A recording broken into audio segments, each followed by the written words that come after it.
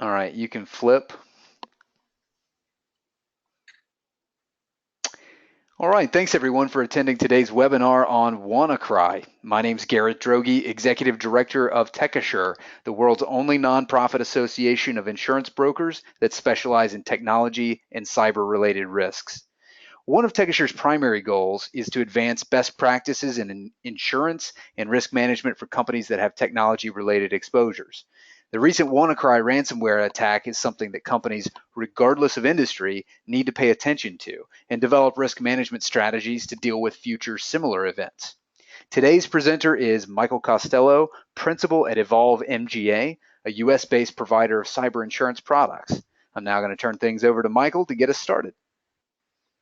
Thanks, Garrett. Appreciate the intro. I represent Evolve MGA. We are a cyber liability specialist company, and we actually work with retail insurance agencies all over the United States, providing one of the best cyber products on the market. Why is that relevant to you today? Well, we actually saw a lot of Wannacry claims that came in for our policyholders. So let's explore exactly what happened and how it could have potentially affected your business and how you can potentially prepare for an attack in the future. So Wannacry is fascinating. It actually reads almost like a science fiction novel. And it all begins with our very own home turf in the United States, the National Security Agency. For those of you who don't know, the NSA, their job is to look at what foreign governments are doing and basically have an idea if they're going to attack and always be sort of prepared and full of information. Well, it's important to note as well that the director of the NSA came out in the early 2000s when technology was starting to become used as a weapon. And he said, I cannot defend an agency having powerful tools if it cannot protect the tools and keep them in its own hands. The loss of so-called malware and the damage it can cause poses a very serious threat to the future of the agency.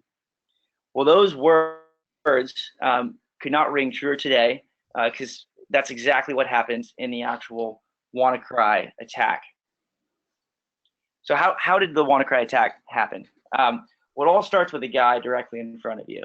And for those of you who may have seen the movie and read the news over the last 5 years, that's Edward Snowden. Edward Snowden in 2013 went rogue and he decided he had all this information from the NSA and he was a subcontractor for them. And interestingly enough, he worked for a company called Booz Allen. And I think Americans are now experiencing the hangover from the actual name Booz. He decided to leak thousands upon thousands of documents that were proprietary documents to the NSA. And then he decided to skip town and move to Russia, where he currently lives and resides. Well, what does that mean for the actual Wannacry attack? Well, in some of those documents that were on the WikiLeaks, it's discussed that the NSA had a team of military hackers known as the Office of Tailored Access Operations. And what those hackers do is all they do is they target foreign countries and they try and steal as much information as they can. Well, that's not a surprise. Most countries have a team where they're looking to find out other information on other countries. But what was the major issue with that information being released? Well, what happened was hackers read about the tools that existed that this team in the NSA were using to probe information. Now, it wasn't public knowledge, but hackers knew that these tools existed. And so in August of 2016, the hacking group called the Shadow Brokers were able to break into the NSA's systems and steal about a dozen of their hacking tools and those were the tools to attack foreign countries and steal information. And when they stole this information in August, they came out and said, hey, we have this information, it's on the internet, and we're going to leave it up to auction if other hackers want to buy the tools. Well, flash forward to 2017, March 2017. It's known that these hacking tools are stolen. And one of the vulnerabilities that one of the hacking tools looks to go after was based in Microsoft's software. And so in March of 2017, it actually came out that Microsoft released a patch in their software that that was to fix a security hole that could have been utilized by one of the attack tools. And so, they released this patch. And for those of you who don't know, when a patch is released, oftentimes it's to fix a security hole. And sometimes when the patch is released, it can actually infect the overall software and make things not run properly. And so you see patches all the time. Most people are so immune to getting updates that they don't actually update their overall systems. So for this particular attack, and we'll get into it, if you hadn't have updated your system from Microsoft, then you could have been hit with Wannacry. If you had updated your systems, then you would have been okay and not affected by Wannacry. So flash forward to April of 2017. So Microsoft had just come out with their new patch, and the hackers, the shadow brokers, come out and say, you know what? Now that this patch is out there, we're going to leak all of the hacking tools online for anyone to steal, use and steal information. And so essentially, now that they've data dumped all of these hacking tools, all the hackers of the world can go in and use these to attack businesses, countries, etc. And this was actually the direct message that was sent by the shadow brokers. It's pretty vulgar in nature as a warning. But again, we're dealing with a terrorist threat. And essentially they're saying, now that, we weren't paid our money up front in the auction, these tools are going to be free online, and it's going to be World War III. So what happened for World War III? Well, May 12, 2017, Wannacry hits computers all over the world within really a 2 to 3 day window of time, which is 1 month following the data dump of those hacking tools being out in the public domain. And before we go into like Wannacry and what it does, it's worth taking just one step back and letting everyone know that we're speaking about one type of malware. Essentially, there's about a dozen different types of malware that exist that can potentially affect or attack your overall systems and computers. And I've listed some to the left-hand side. And it's important to know that each type of attack, there's thousands of variations of different malware code that have been written by hackers for each type. So one attack will not look like another attack. They're usually all pretty unique and bespoke to that particular attack. So what was Wannacry? That's the real question. Wannacry was a worm, and a worm as a concept is really interesting because worms were actually created by John Brunner in a science fiction novel in 1975, where the protagonist was looking to take down the government, and he was looking to take down the government through stealing information from all of the computers that existed. And that was the initial first sense of a worm. Well, hackers took the concept, and they were able to actually make an attack tool that does exactly that. And so for this particular worm, what it's designed to do, Wannacry's worm, is it's designed to scan for vulnerable servers all over the world. And it's looking for, in this particular instance, the Windows security hole that was in place. And once it finds a vulnerable server, it attaches its code to that server. And once it attaches its code in this particular strand, it then infects all of the computers that are connected to that particular server, which is a little bit scarier than the traditional sense of what you've heard about having a cyber attack. Whereas in this particular instance, you never actually clicked on a link. Your firewall was not necessarily compromised. The worm just found your server and infected your business overnight. Now, what was on this code, on this worm, was in addition, they put a virus on it, and that virus was ransomware.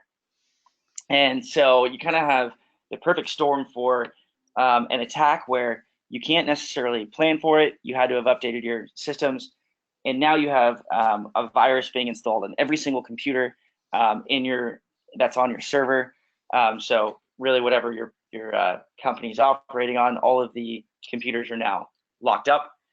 And as an education piece for everyone who's wondering what ransomware is, it is when it's a virus that infects your computer and essentially locks all of your data up and says that if you want to recover your files, you have to pay a ransom. And so, for example, directly in front of you, that is what the Wannacry ransom looks like.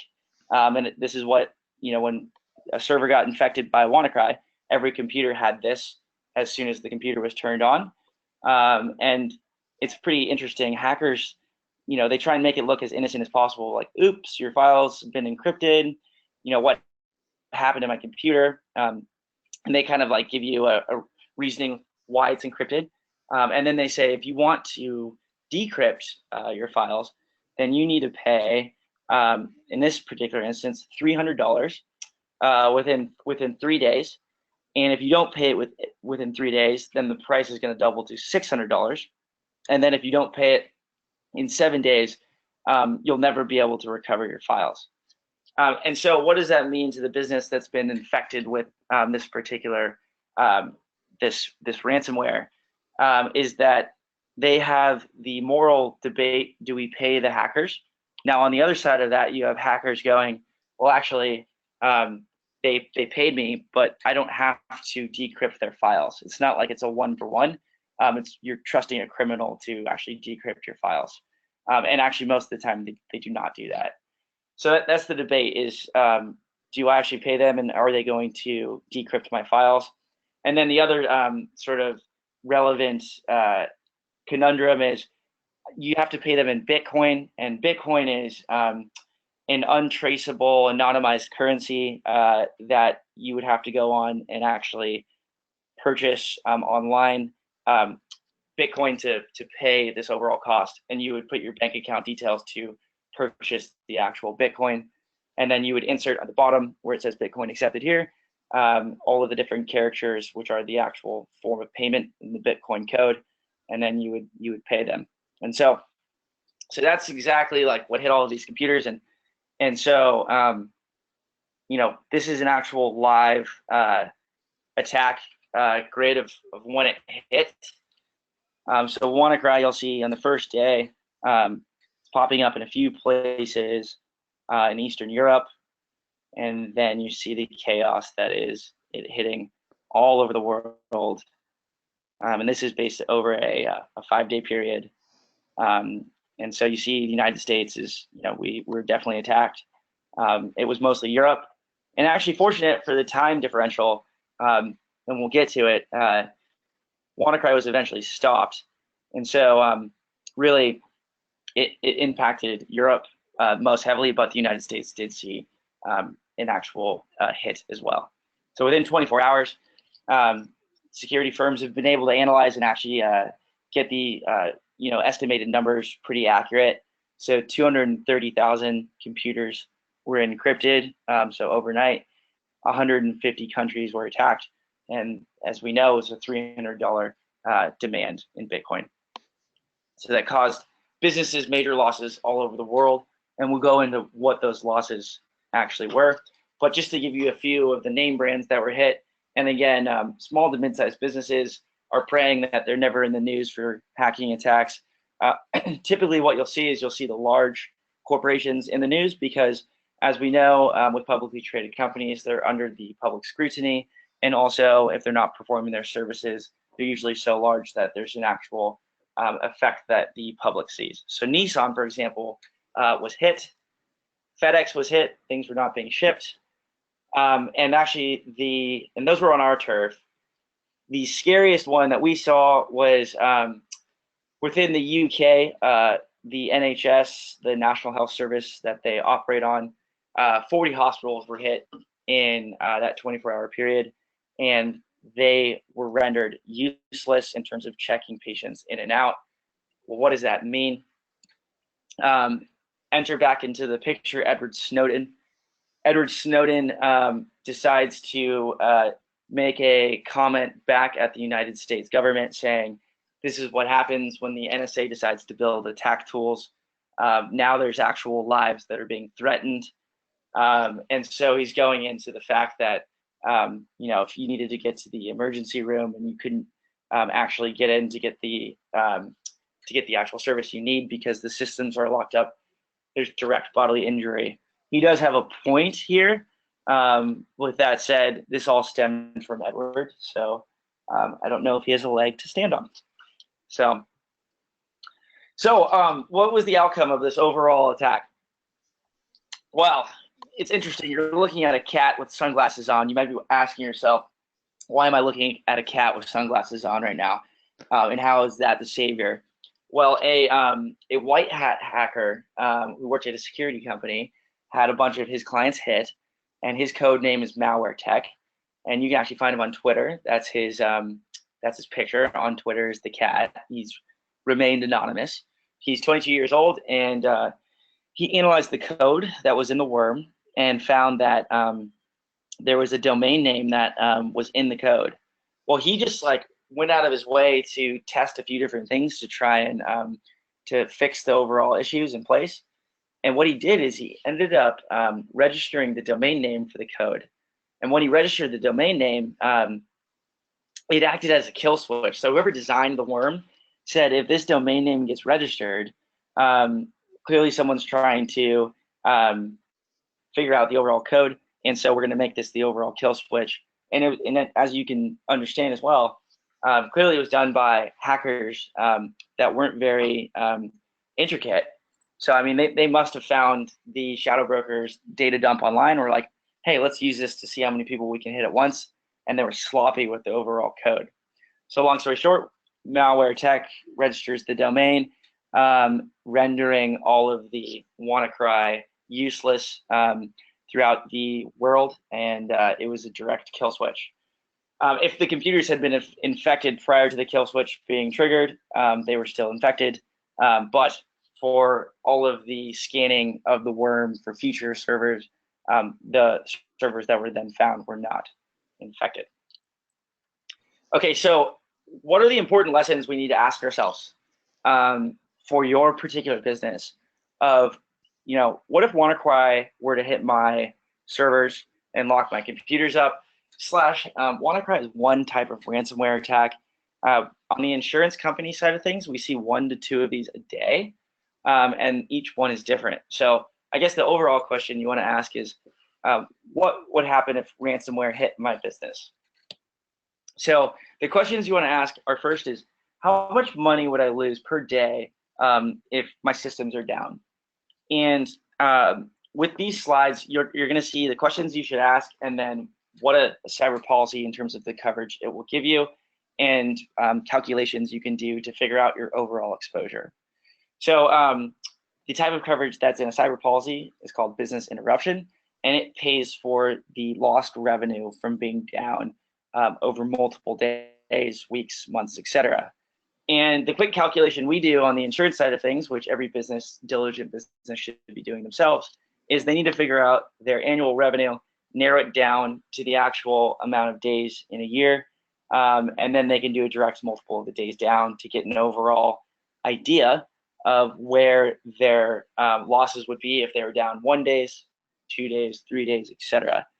Now, this isn't the ultimate rule because sometimes businesses are working on a contract basis and they might have 1, 2, or 3 major contracts, which actually makes business interruption much more relevant, because if you are relying on 2 or 3 major clients and as a result of being hacked into, you lose those clients, well, then business interruption is a lot more expensive, and we'll go into that separate type of coverage. The next question is, how much ransom is being demanded in my industry? So each industry is different. You saw a worm is what Wannacry was, and it went after any business. Hence, the demand was only around $300. Well, for example, hospitals that have a lot of major types of sensitive data, they'll be hit for much higher ransom demands. And so within a cyber policy, that's coverage that we would call extortion. It would pay the overall Bitcoin to the hackers. So again, it's anything as little as a few $100 to tens of thousands of dollars being demanded. It's important to note that there's variations of ransomware that exist where they can actually get access to your data. And if they get access to your data, then they'll threaten to release that data on the internet. And that creates a lot more of a major exposure for you in terms of the cost that you'd have to pay for having that data stolen.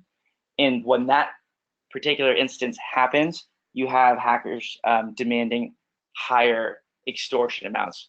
And so that's when you get into the tens of thousands.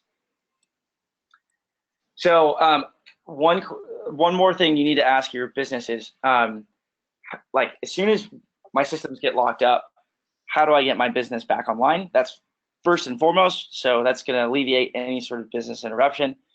How do I fix the overall security hole that the hacker got through on? How did he hit my systems is the question you need to ask. And how do I protect myself from a future attack? And then if data was actually stolen or corrupted and you never actually were able to recover it, how do I repair that data to what it once was? And those 3 items, what are they going to cost my business? Well, the answer is you have to bring in a professional forensic analyst, usually a team. And what a cyber policy will pay for is the best in the business at getting your business back online, fixing your security, and repairing and repairing the corrupted data. Well, what do the best in the business charge? They are very much like lawyers at this day and age. They know that there's a few amount of them that can do what they do, and essentially they charge at a very minimum $350 an hour, and they usually as a minimum work for 3 days around the clock. And so you can do a quick calculation: $350 times 24 hours times 3 days gets you to roughly about 25 grand. And so you can see, based upon the type of attack and the extent of the attack, how quickly these costs can sort of start to skyrocket and get out of control. Then you need to ask yourself, like, if I have data that's potentially leaked, or if this gets out to the public, what is the potential damage that can happen? And that's where a policy will pay for a professional PR firm to come in and advise you on exactly what to do and how to do it, how to react with your current clients and customers and to the actual public. And they will charge an average $250 an hour. And there's ones that are just built for hacking attacks. That's what they specialize in. And they'll work anywhere from 5 hours to 10 hours to 20 hours. One of the biggest ones we just touched on briefly was, as a result of the attack, how many current clients or future clients could I potentially lose here? And that's a result of not being able to operate in business. People are expecting you to uphold good service and timing. And so this is what we call reputational harm. So that would be the instance where let's say you're a manufacturer, you have 1 or 2 or 3 major clients, your systems get locked up. As a result, you cannot manufacture. And as a result, you lose one of your major clients. Let's say that the contract was $500,000 in revenue towards your business. Well, this would be reputational harm coverage to pick up the lost revenue from losing that current client. And for future clients, we have a forensic accountant look at your books of what you estimated and how your numbers go down based upon what you estimated, and it's for the lost revenue from the attack. So quick calculations, at a very rough basis, you can run, if we were to lose 5% of our annual revenue, 10%, 15%, that's going to be different for every single business that exists in terms of your types of clients and how much of the revenue they overall represent. Okay, so now we've talked about the direct cost of the ransomware in terms of like what's coming out of your pocket as a business. What we haven't talked about is what if my actual data is stolen in that ransomware? Like what if it's stolen by the hackers and then released online? Now, unfortunately, this is where we see claims go from the tens of thousands to the hundreds of thousands, if not millions. And let's talk about why. So first and foremost, if you lose data, you want to have a actual data breach attorney advise you on how to move forward. And the reason being, there are so many different data regulatory bodies that exist that they're going to know the letter of the law of what you exactly need to do. And if you don't do it by the book, by the letter of the law, you can be held to some serious fines. And so that's why you want to get these guys involved from the initial breach happening with the loss of information. On average, these guys are going for $350 an hour, and they're working anywhere from 10 hours to 20 hours to 30 hours and up, depending on how big the actual data breach was. And we'll get into exactly what they're doing with the types of information. So for example, the first type of information that we look to quantify exposure is personally identifiable information. And that's at the very basis, any piece of information that's going to be linked back to an individual. And in fact, is regulated on a state basis by the state attorney generals. So there's 50 states, and as we know, each state's going to have their own rules, but the rules are going to say if you lose personally identifiable information, then you have to notify the individual that was affected by this particular loss. Well, where this can get costly is you're going to have your lawyers essentially going through and figuring out each state's laws. And take, for example, if you're a restaurant, you are going to have consumers coming in, and they might not be from the domiciled state that you're in. And the way the rules work is you have to notify the individuals based upon their domiciled state. So a restaurant in a popular area, for example, like San Francisco, you might have to notify consumers across all of the major states in the United States because they've traveled through. And again, you'll need a lawyer to figure out the rules and regulations. And notifications can be anywhere from emails to letters. And that's why quick calculation is on average between the time spent and the actual postage, it's around $3. And at the very minimum, for large corporations, they see a lot of their exposure with their employees because they're collecting that information. But you can also quantify it with the amount of clients you have. It's also really important to note that within personally identifiable information, one of the items is social security numbers, because obviously those can be linked back to individuals. If you lose those, you're opened up to a new world of hurt with credit monitoring costs. And once a social security number is stolen, there's about 20 different things hackers can do with it. And so it can be anywhere from a 3 to 5 year period for someone to actually have their identity fully restored. And again, that would be covered in the cyber policy. Second piece that we look at is the payment information. So payment information stolen, we're talking credit and debit card information. Again, a lot of companies will say to us,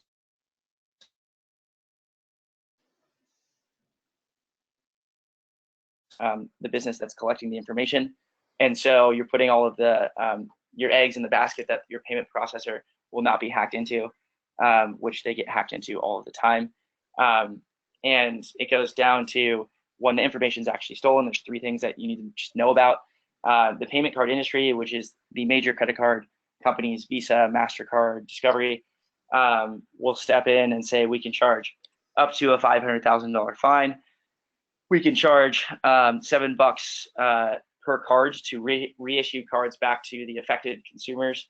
And then we're going to put 100% of the fraud. So if a hacker stole your credit card and then started to buy stuff online, back upon the actual business. we've seen a claim in-house where it was $800,000 worth of fraud that had gone on. So it was a major, major cost. So the third and final piece of information that we look to quantify exposure is medical records.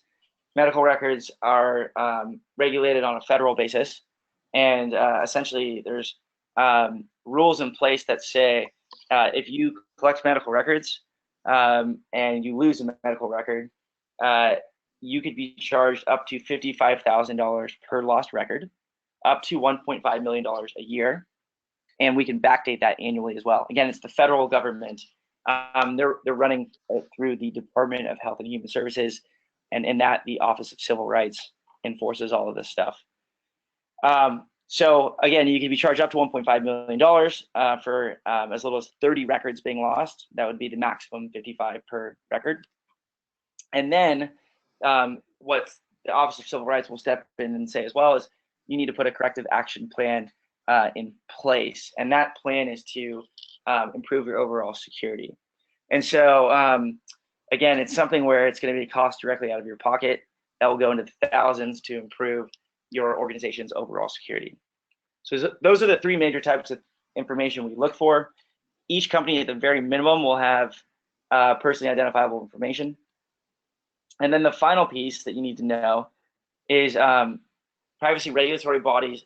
I touched on federal with health. I touched on state with personally identifiable information, and I touched on private with the payment card industry. There are dozens upon dozens upon dozens of regulatory bodies that exist on a federal, state, local, and private level. And it's important to know that they're each going to have their own fines and rules and regulations. So that's why you really want to see a data breach attorney who's going to advise you.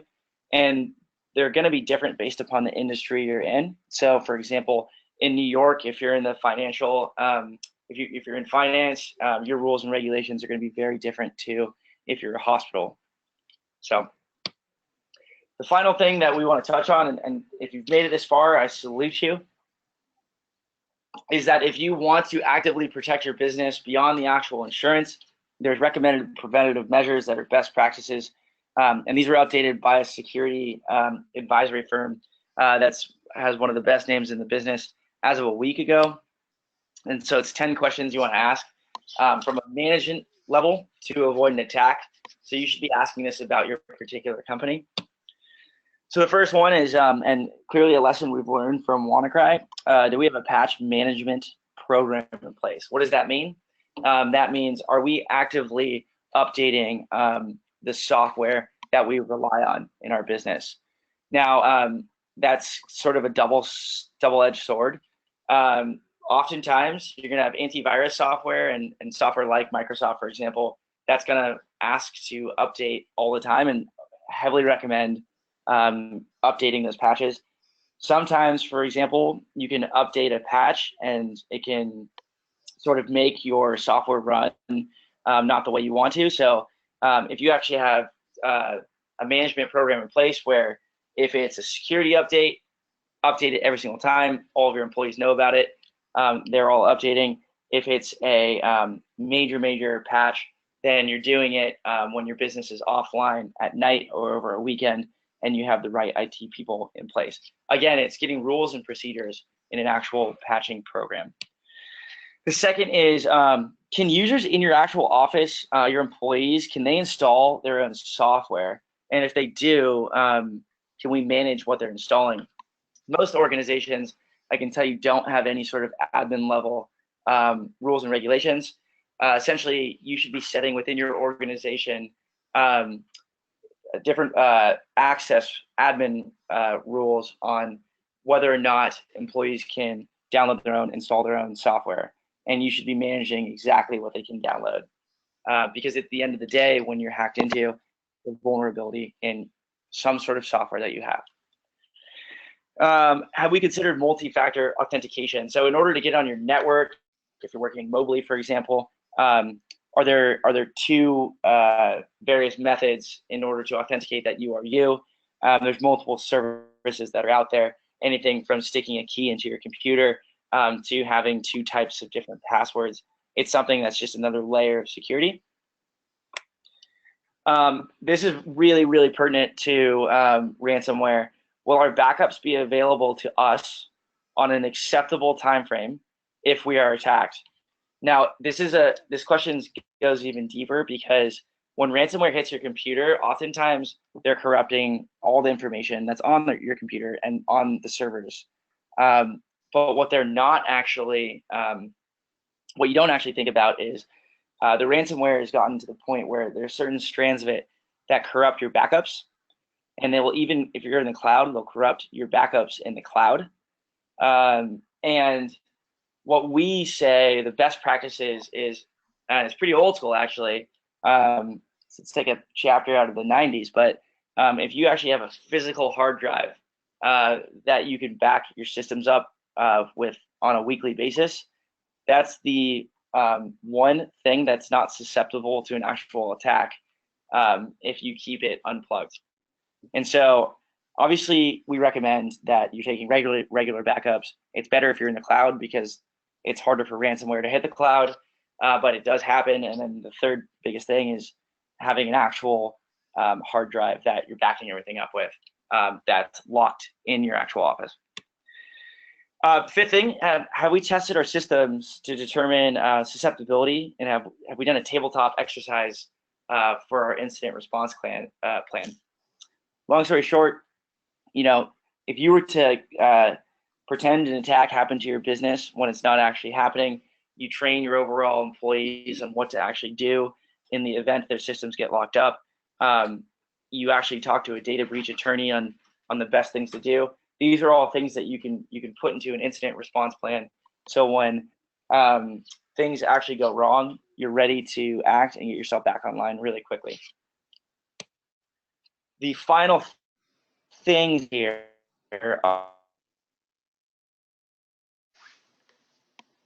do we have? Now, this is pretty fascinating. Something I learned about relatively recent. I'm sure it's been around for a while, but you can actually download SIEM software. And what it does is it analyzes your systems on a daily basis and looks for the overall pattern of the activity that's going on in your system. And it will put it on a graph. And basically, you can see where your activity is going up and down from a system standpoint.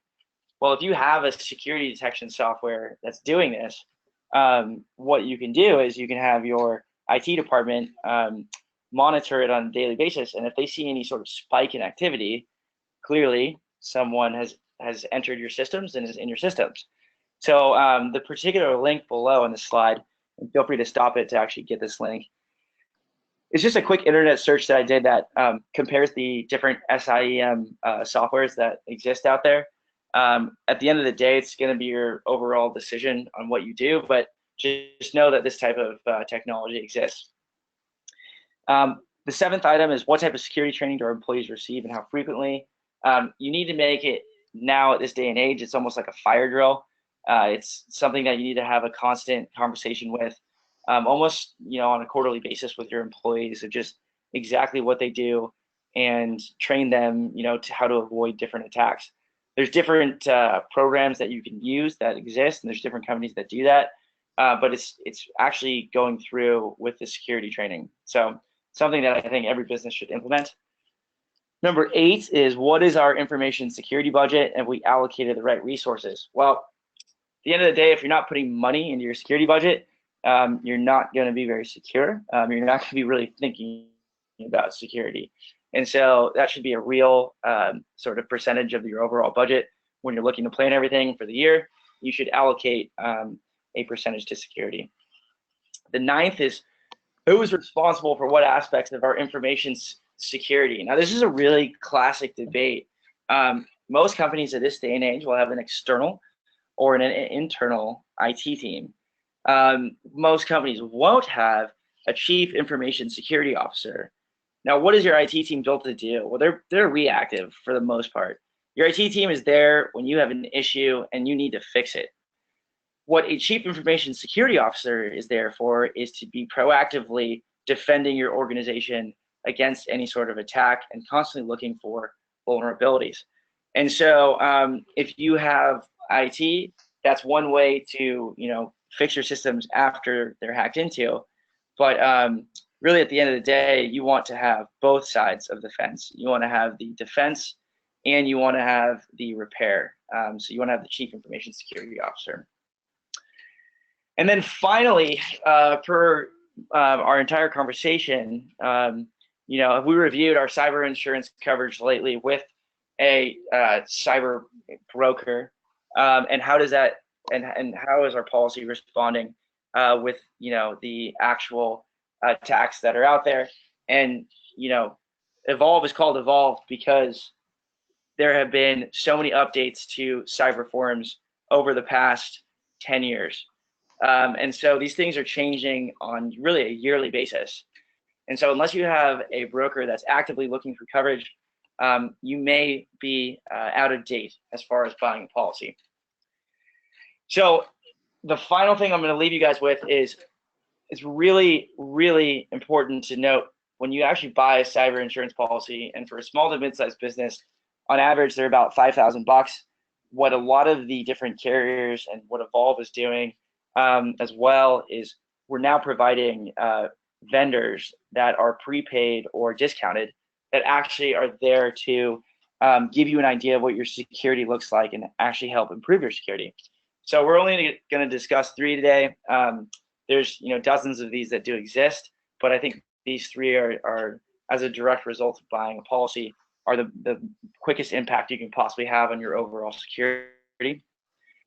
So the first one is BitSight, and what BitSight will do is it will analyze your company like a hacker would look at it, and it will try to provide a security grade and an actual score in a 50-page report of where your systems are vulnerable and where they're not vulnerable. And so you can then take that report. So this particular one in front of you, the business scored pretty poorly in some areas and good in some areas. This report was then taken to their external IT team, who then paid for and got the best security in place based upon the vulnerabilities. So it's something where you're like, okay, this is what a hacker can see. This is where I'm vulnerable. And then you can, from there, make a decision. Do I actively want to improve my vulnerable areas on my network?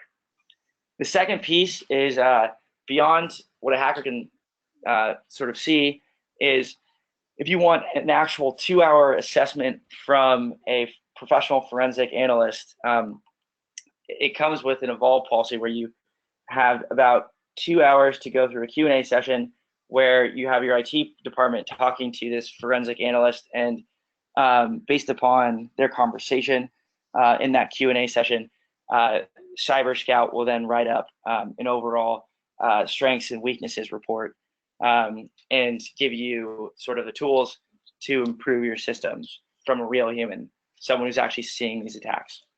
The final piece, which is free or discounted in Evolve policy, is with Wilson Elser.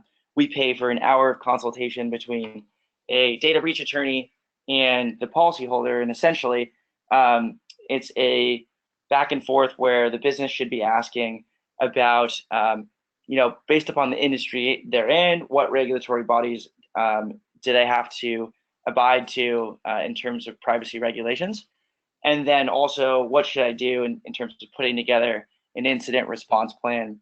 Who are the right people to talk to, and Wilson Elser will do all of those recommendations. So with that said, thank you so much for attending today. Thank you, Garrett, for hosting and being the sponsor behind this webinar. If you have any questions or comments with regard to cyber, feel free to reach out. If you don't currently have a broker in place, we're happy to recommend a broker. And as an insurance broker, if you need advice on the overall coverage, we are unique in the fact that we are the only carrier out there that specifically specializes in cyber, and we have sales and marketing tools to actually break down and quantify exposure. So thanks again, everyone, and have a fantastic day.